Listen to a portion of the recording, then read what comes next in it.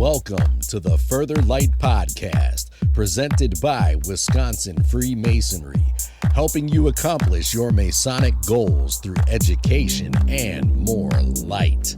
And now, I present to you, Brother Chris Ludke.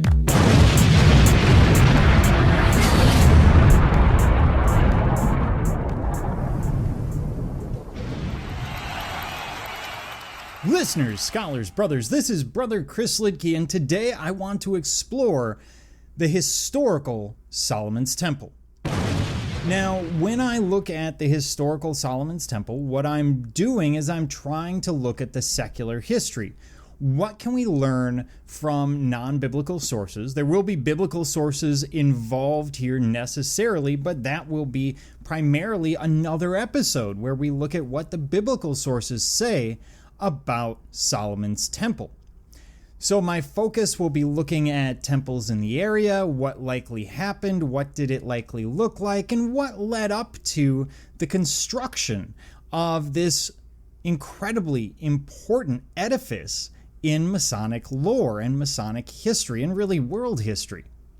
In terms of sources, everything historians know about the so-called First Temple at some point originates from the Bible, although we will also be looking at contemporary sites and ancient accounts of other sites in the area to make comparisons. This is very common in history. If we don't have, for example, a Jewish temple in the area that we can use as a comparison, who else's can we use? What else can we look at to gain useful information? But as always, our story starts with context. I need to give you background so you understand why things are happening the way they are.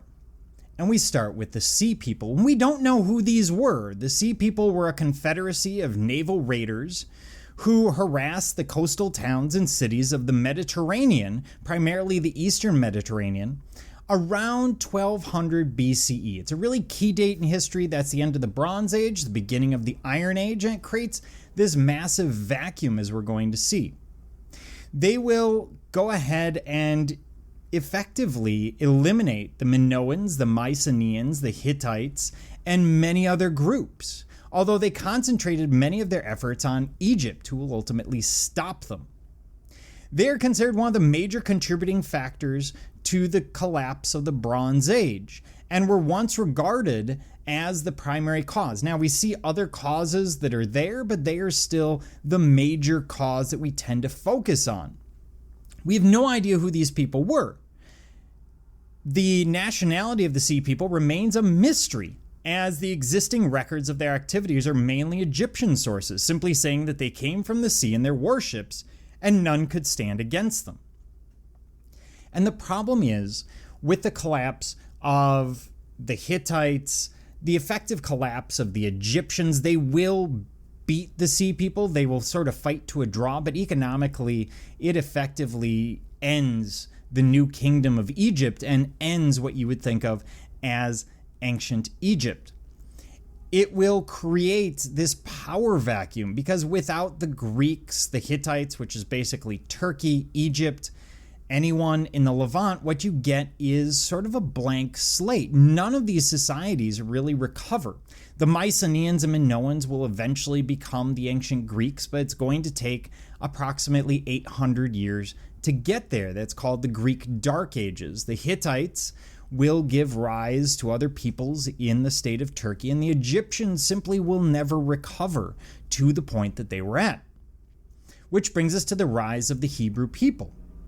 A pharaoh by the name of Merneptah makes a passing reference to a people he simply called Israel as living in Canaan in 1208 BCE, which is the strongest evidence for the Hebrew presence in Canaan in the late Bronze Age. Archaeological evidence has established that the Hebrews definitely started settling in Canaan around the year 1200 BCE, right into this power vacuum. The Egyptian record from 1207 noted above consisted of the pharaoh boasting about his conquest in Canaan, including Israel. Of course, during the New Kingdom, Egypt effectively controls what is modern-day Israel. The Hebrews may have actually worked with the sea people to gain freedom from Egyptian control, which makes sense. The enemy of my enemy is my friend. And so we see that that's a likely scenario. They are semi-nomadic, and we see regular wars with the Philistines to the south and west on the coast. So really, we're looking at the coastal region and southern region of Israel as being controlled by the Philistines, and south into the Sinai. And the Israelites at the time would have controlled a very, very small area around Jerusalem, which brings us to David. Now, David is seen as the unifier. In most societies, we have a warlord unifier, someone who is militarily very talented, and we see a bureaucratic unifier who necessarily must come after, and that will be Solomon, but we haven't gotten there yet. And what David does is he unifies the kingdoms of Judea and Israel, and will choose Jerusalem as a central point between these two relatively small kingdoms. He will build Jerusalem as a political and religious capital and works to reduce Philistine influence. We will see the Ark of the Covenant being brought to Jerusalem, or we're told that that happens. He makes Yahweh the state god. Now, that's going to be rather important because the Hebrew people were not monotheistic initially. They will become monotheistic. And so David will connect government and himself to Yahweh, to the God of the Hebrew people. And this is really important. Now, typically, at this time in the ancient world, gods are connected to cities and states. And if your city or state is decimated or loses at war, your god dies. It's very specific, very final. So this becomes an important element. He connects his family to Yahweh, and this is very common amongst the ruling class of anyone from the Mesopotamians to the Indus Valley civilization to the Chinese to in the Americas. You frequently see rulers connecting themselves to deity of some form, because who's going to stand up against the choice of God? And he encourages writing to make him a central figure in religion. And that's going to be really important. That focus on writing is why we know about the Hebrews, especially early on at the time of David. Now, some of that finds its way into the Bible, but we have a few other things that are out there. And writing is why we hear from the Hebrew perspective on the Philistines and the conflict with them, and we don't hear from the Philistines, who have no written record. Of course, history requires some kind of record. Now, this brings us to his son, Solomon, who is known for his bureaucratic consolidation.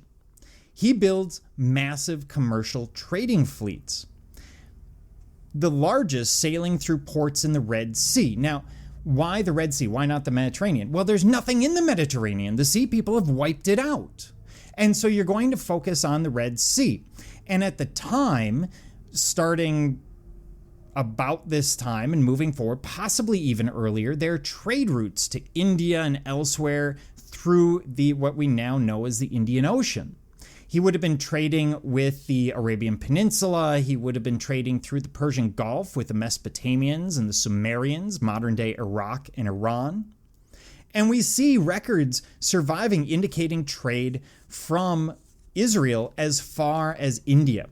And for those trading fleets to exist, you need to defeat the Philistines, because, of course, they're to the south. They would have existed between what is, at the time, Israel and the Red Sea. So that becomes really important. Solomon's also known to have instituted oppressive taxation, maintained a large standing army, and required forced labor. Now, these things sound really horrible. Very, very common for the time. And again, we are not dealing with the metaphorical or allegorical Solomon of ritual. We are dealing with the historical Solomon as far as we can find. In terms of the temple, let's start with some dating. So The temple is believed to have existed sometime between the 10th and 6th centuries BCE, so roughly 1000 to around 600 BCE. Of course, I'll have more specific dates later, but I'm giving you a ballpark here. Its presumed existence is largely based on narratives in the Hebrew Bible, in which it was commissioned by King Solomon of biblical legend before being destroyed during the siege of Jerusalem by King Nebuchadnezzar II of the Neo-Babylonian Empire in 587 BCE. This would be the Assyrian or the Babylonian diaspora. Now, in terms of description and style, we have to get into a number of things. The description of Solomon's temple given in 1 Kings and 2 Chronicles is remarkably detailed, but attempts to reconstruct it have met with rather a few difficulties. The description includes various technical terms that have lost their original meaning to time. The problem is we're translating from a language that doesn't exist, and keep in mind the Bible has been translated through numerous languages over time, and so you can't assume that the words that you read today are the words that were originally written. Archaeological studies have provided ancient Near Eastern counterparts for architectural features, furnishings, and decorative motifs. Contemporary Israeli archaeologist by the name of Finkelstein considered Solomon's temple to be built according to Phoenician design, and its description is in accordance with how Phoenician temples looked. Others have described the structure as a temple in Antis, meaning that it has sidewalls that extend to form a porch at the front or the rear, and terminated in pillars that were called the ante, A-N-T-A-E. So you would see this sort of U-shaped temple with columns and entrance on one side. So one wall is missing or more or less missing, allowing for the entrance. Archaeologists categorize the biblical description of Solomon's temple as a langbo building, that is, a rectangular building that is longer than it is wide, because archaeologists and art historians have to come up with terms for everything. It's sort of like the Germans.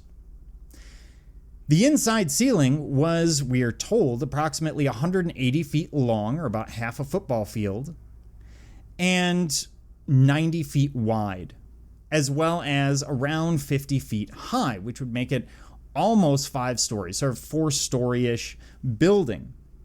An ancient measure of the length approximately equal to the length of the forearm. So in other words, we're dealing with this idea of cubits.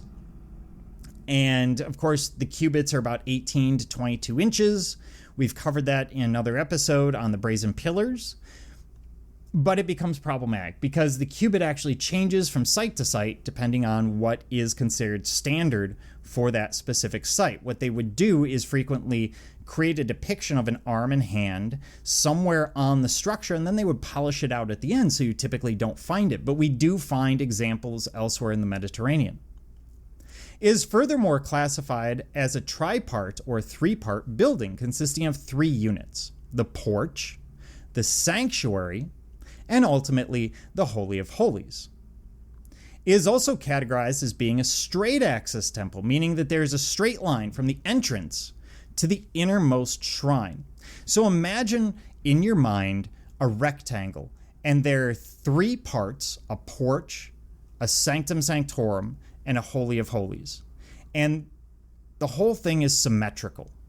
So basically one big rectangular structure. And it's likely inspired by some Egyptian, but mostly Phoenician architecture. Why the Phoenicians? We're going to have to get into a little bit of who are they as well, but let's start with why. Well, Hiram, also called Hiram, the Phoenician king of Tyre, between 969 and 936 BCE, by the way, BCE, BC, same thing, just changes over time in the usual language of archaeology, who appeared in the Bible as an ally of the Israelite kings David and Solomon. He maintained friendly relations with Israel, supplying Solomon with men and materials for this construction of the temple at Jerusalem, and cooperated with him in Mediterranean and Red Sea trading voyages. In fact, Solomon probably got a lot of his knowledge on maritime trading from the Phoenicians, and specifically from Hiram. Solomon gave him tribute and some territory in the area of Galilee in return. So who are these Phoenicians? Well, according to ancient classical authors, the Phoenicians were a people who occupied the coast of the Levant. In other words, the Eastern Mediterranean, what is today Lebanon, Israel, etc. Their major cities were Tyre, Sidon, Bablos, and Arwad. All were fiercely independent. These are independent city-states. So each of the cities is independent from one another.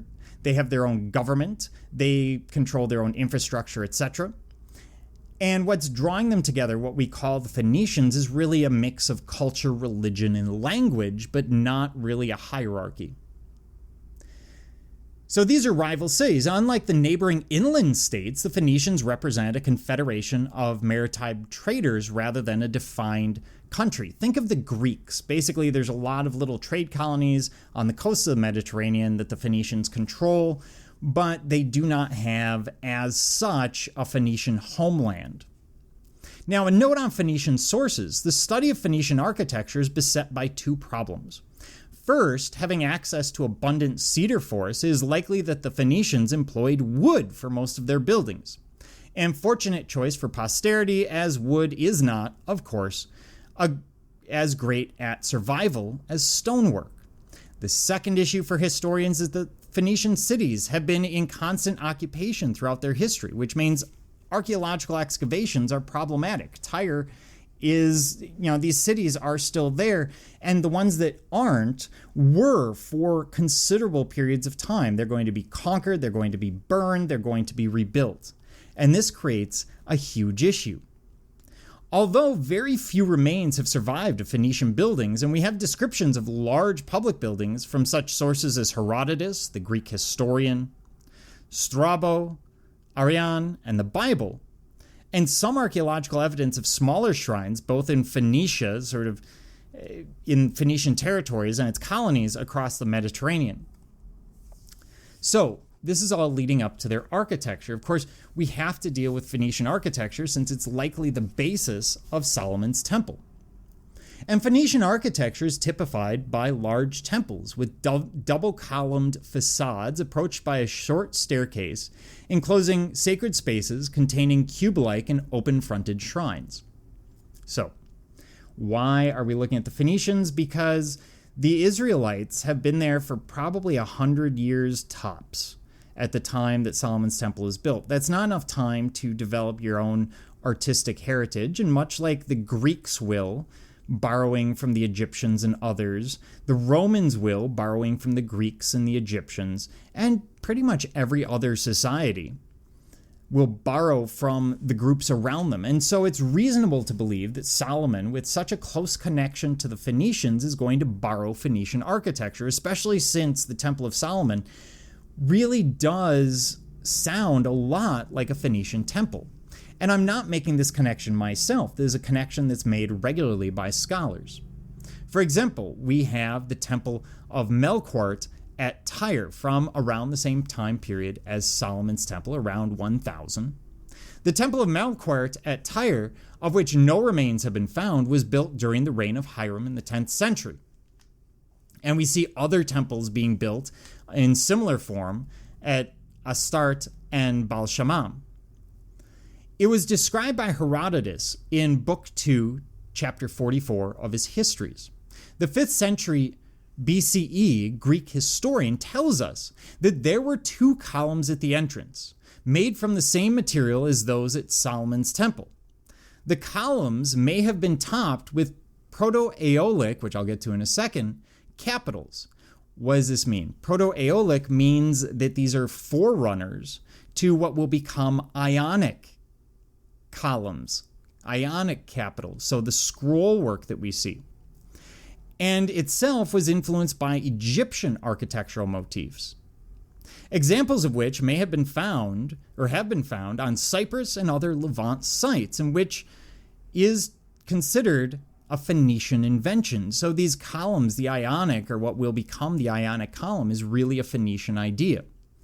And if we look at Phoenician columns of the time, they are very simple. We see these scrollworks from the Minoans. They might have gotten onion-topped sort of columns with straight sides.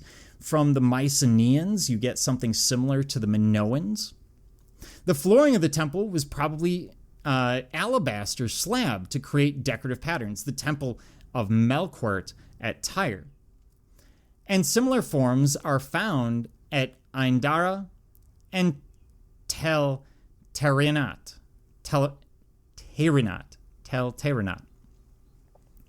The pillars, which I've dealt with in another episode, but I will touch on here, the Phoenicians had a tradition of placing 2 columns outside the entrance of their temples, typically one on either side of a short staircase used to enter the cella.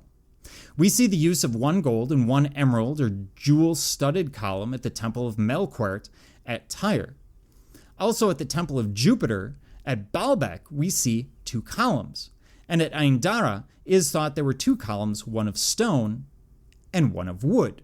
It is unclear whether or not they supported some form of fabric or wood covering, since the columns or the bases of the columns, in the case of wood, where we tend to see, for example, fertile soil, we see what remains of the wood after 1,000 years of decomposition. So it's very difficult for us to know exactly what they look like, but this does give us some idea that they are definitely 2 separate materials. Herodotus would have no reason to say otherwise or to argue with such points. He would give us as honest an approach as possible, keeping in mind that he is in some ways a propagandist for parts of the Greek Empire later on, but that in this case, we can relatively well rely on that source. Let's talk about the cella. So the temple itself. The porch, the ulam, U-L-A-M, or porch, features 2 bronze pillars, which we are very familiar with. It is unclear from the biblical descriptions whether the porch was a closed room, a covered entryway, or an open courtyard. Thus, it is not known whether the pillars were freestanding or structural elements built into the porch. Now, there's no reason to believe that they weren't necessarily freestanding. Freestanding stone columns are an invention of the Egyptians in the Middle Kingdom, so they would have existed for hundreds of years by the time we get to this point, and the Israelites, as well as the Phoenicians, would have been very familiar with them. If they were built into a porch, it could indicate that the design was influenced by similar temples that we find in Syria as well as Turkey, home to the ancient Hittite Empire to the north. And so we're seeing these commonalities, and oftentimes in archaeology and history, we're looking for these commonalities. If the Phoenicians, the Egyptians, to some degree, the Egyptians use obelisks sometimes outside their temples, often paired, for example, at Karnak. Or we see the Hittites doing the same, and we see the Phoenicians doing the same, then we can reasonably assume that we're going to see the same amongst the Israelites who are right in the middle of that area. Next, having risen up these stairs, we would enter into the sanctuary, or the sanctum sanctorum. This is the main chamber of the building. This would be the majority of the building's volume. So the porch led to the heikel, or main chamber or sanctuary. The transition was said to have been by stairs. This makes sense as it would elevate the temple, symbolic of increasing importance moving towards the Holy of Holies, and is a common feature of most Eastern Mediterranean temples at the time, built by the Phoenicians, Mycenaeans, Hittites, Minoans, and Egyptians. The idea is every time you elevate the height, even by a couple of steps, you are closer to the gods, because the gods, no matter what culture you live in, tend to live in the sky. We are told that it measured 40 cubits in length, 20 cubits in width, and 30 cubits in height, and contained a sort of candelabra, a table, and a gold-covered altar generally used for offerings. In the sanctuary, loaves of showbread were left as offerings to God. Showbread is a specific form of bread which would be baked for this specific purpose as an offering. A note on this: offerings made at the temple were tricky. You couldn't just bring in a dove or a bull or something else. You had to actually purchase those items in the temple or in the temple complex. And what you would do is you would bring in your secular money, you would trade it. This is Jesus and the money traders that we see later in the Bible.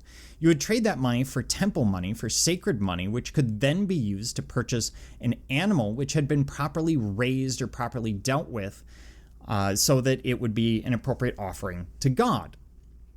At the far end of the sanctuary, there was a wooden door guarded by 2 cherubim, sort of monsters. We would define cherubim as angels, but they aren't angels as we would know it at the time. That concept doesn't exist. And they would lead to the Holy of Holies. The walls of the sanctuary were lined with cedar, on which were carved figures of cherubim, palm trees, and open flowers that were overlaid with gold, as we see in 1 Kings chapter 6, verses 29 to 30. Chains of gold further marked it off from the Holy of Holies. The floor of the temple was fir, pine, overlaid with gold. The doorposts were made of olive wood, supporting folding doors of fir. Now, the woods are actually important. The cedar is going to be used because it has a scent and it's seen as particularly important coming from Lebanon. The olive doorposts are going to be important because olive wood, to find a piece of olive wood sufficient to create a doorpost, is going to be very difficult. It's a gnarly wood. It is not a straight tree. And so this would have status. Same reason we use gold so often in religious settings. Everything is covered in gold because gold is unusual. It is a metal that does not oxidize. So it is perfect. It is incorruptible. It is also soft and easy to work and happens to be the color of the sun. In almost every human religion, at some point, if you follow it back far enough, starts with solar worship. The doors of the Holy of Holies were made of olive wood. On both sides of the doors, we see again this idea of the cherubim, palm trees, and flowers. This main building was between the outer altar, where most sacrifices were performed, which is outside the temple, and the inner at the far end and inside at the far end was the entry to the Holy of Holies, originally containing, as we're told, the Ark of the Covenant.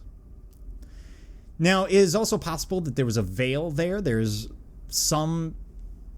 are stories that Mary, the Virgin Mary, was actually working on a temple veil at the time that Gabriel appears to her at the Immaculate Conception. The main Hekal contained a number of sacred ritual objects, including the 7-branch candlestick, a golden altar for incense, and the table for the showbread. So at the end of the day, this area is going to be primarily for show. We see the golden altar, we see the showbread, we see other sacrifices, we see the 7-branch candlesticks. Then we have the Holy of Holies. The Holy of Holies, also known as the inner house, was 20 cubits in length, breadth, and height. It is a cube, which is very interesting. The usual explanation for the discrepancy between its height and the 30-cubit height of the temple is that its floor was elevated once again, like the cella of other ancient temples, and again, closer to God. It was floored and wainscoted with cedar from Lebanon, and its walls and floor were overlaid with gold amounting to 600 talents, or we're told the translation would work out to roughly 20 metric tons. A note here, it is unlikely, more than likely, that is a metaphor for the purity of the space. I can't imagine, nor can most scholars imagine, a scenario where the Israelites have access to that kind of treasure. Even the Egyptians wouldn't have had that. It is said to have contained 2 cherubim made of olive wood, each 10 cubits high, and each having outspread wings of 10 cubits span, so that since they stood side by side, the wings touched the wall on either side and met in the center of the room. Now, the idea of 2 things meeting in the center, such as the creation of Adam at the Sistine Chapel, is going to be very common because it is symbolic, I'm getting into an art historical side here, of the connection between God and man at that one specific holy space. There was a 2-leaved door between it and the holy place, overlaid with gold, also a veil of blue, violet, and crimson made of fine linen. The Holy of Holies had no windows and was considered a dwelling place of this figure, this deity. And I'm going to point out that the name of the deity was said to have been known at the time of Solomon. In fact, it was passed from mouth to ear, from father to son, amongst the high priests, who all came from a single family. It is said that when the Neo-Babylonians invade and destroy the temple, they also killed the high priest, thus losing the name of deity. Thus, a substitute was chosen. Should sound familiar. The Holy of Holies was then prepared to receive and house the Ark. Now, this seems very straightforward, but imagine that there's a couple of surrounding chambers. In fact, on 3 sides. There are chambers built around the temple on the southern, western, and northern side. These formed a part of the building and were used primarily for storage, which makes sense. They were probably 1 story high at first. 2 more may have been added later, so they're lower. So imagine our big rectangle in front of you, and then you have that's about 3 stories, maybe 4 stories tall, and then we have 2 lower wings that are hanging off of it, running along the length of the building, as well as on the back, that is 1 story tall. So we have a fairly complex structure. We also have courts around it. According to the Bible, 2 courts surrounded the temple. The inner court, or the court of the priests, was separated from the space beyond by a wall of 3 courses of hewn stone, surmounted by cedar beams. And that would have contained the altar for burnt offerings, and the brazen sea laver, and 10 other smaller lavers. The molten sea, or brazen sea, was a large brass basin in the Temple of Jerusalem, made by Solomon for the purpose of cleansing for the priests. In almost every sacred space you see in the ancient world, you see some form of water, because ritualistic cleansing is very important, and Jewish tradition is no different. A brazen altar stood before the temple, approximately 20 cubits square and 10 cubits high, which would make about 15 feet high and about 30 feet square. It would be a massive structure, but large enough that you could perform large sacrifices. This great court surrounded the entire temple, and it was here that people would assemble to worship. So, a couple of notes. There are these courtyards outside. As we get into later temples, what you will see is a courtyard of the Gentiles and courtyard of the priests. And the courtyard of the priests is only accessible by the priests. If you're a member of the public, you can look in from the courtyard of the Gentiles or from outside, but you're not allowed in that sacred space. You would never be allowed into the Sanctum Sanctorum, and only one person would ever enter the Holy of Holies, and that would be the high priest himself. So it is here that people assemble to worship in front of the temple. They are not entering the temple. There are no pews, there's no standing room, no one goes in. This is the house of God. Why would you ever think that you would be allowed in the house of God in the ancient sense? Let's talk about the priests for a moment. A korban was a kosher animal sacrifice, such as a bull, sheep, goat, or a dove that underwent ritual slaughter. Sacrifices could also consist of grain, meal, wine, or incense. Offerings were often cooked and most of it eaten by the offerer. So you give a bull, but you're going to eat portions of it. Then parts are given to the priests, and small parts are burned on the altar of the temple in Jerusalem, the smoke of which is really the offering to deity. Only in special cases were all the offerings given only to God, such as in the case of the scapegoat. Interesting bit of terminology. A scapegoat is one of a pair of goats that is released into the wilderness, taking with it all the sins and impurities, while the other is sacrificed as being pure, all the sins having gone with the scapegoat, the one that runs off into the wild. Under Josiah, sacrifices were centralized at Solomon's temple, and other places of sacrifice would be abolished. The temple therefore became a major slaughtering center and a major part of Jerusalem's economy. You would bring animals to be slaughtered, or have animals that are bred for slaughter at the temple, and then use them and potentially sell them later on. Then we would have the high priest who on Yom Kippur would enter into the Holy of Holies, and that is the time when they would speak the name of deity. Now, when they did, they would have a rope tied around the waist, the idea being that if they were seen as unqualified, if they were seen as unclean or unworthy, they might be struck down by deity, and therefore they would need to be pulled out. And this is, again, where we run into that issue of the name of God and the missing word, the idea that the Assyrians or the Neo-Babylonians will kill the high priest, thus removing any knowledge of the name of deity, mimicking the Masonic idea of the missing word. Now, the temple obviously falls. This temple was sacked a few decades later by Shehonek, I'm murdering that name, the first, a pharaoh of Egypt. Although efforts were made at partial reconstruction, it's only in 835 BCE when Jehoash, a king of Judah, in the second year of his reign, invested considerable sums in the reconstruction, only to have it stripped again by the king of the Assyrians in 700 BCE. The first temple will be totally destroyed in the siege of Jerusalem by the Neo-Babylonians in 586. Why are they always attacking the temple? Because it's a power issue. If I am conquering a people, I am also conquering their God, and therefore stripping the temple makes a lot of sense.